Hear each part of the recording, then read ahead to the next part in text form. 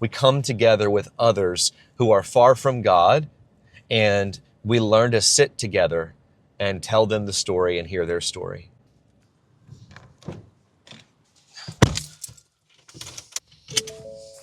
Well, our strategy as a church since day one has been threefold, right?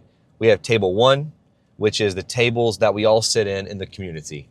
Coffee shops, pubs, places of business, sports fields with families, rec centers, these kinds of tables. These are places where we come together with others who are far from God, and we learn to sit together and tell them the story and hear their story.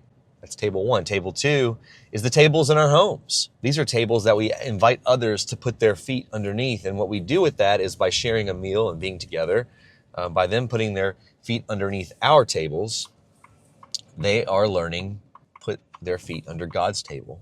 And then table number three, this is the reason we are born. This is the reason why we exist, is the table of Holy Communion.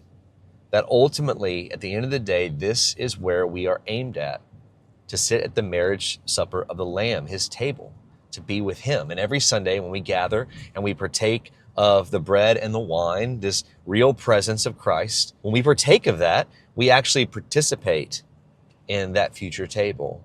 All three tables are in the middle of expanding. And so we have to make more room for these tables. We're just growing with kids, that we have so many kids coming through the doors, so many kids, so many families getting to know our church, that we simply have run out of room, right, in our classrooms.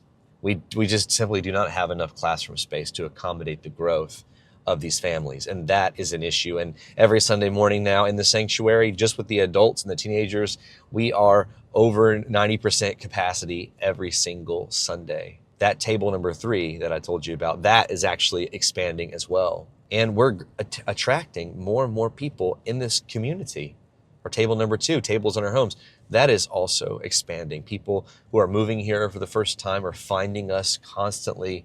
And then, of course, table number one, this is the table in our communities.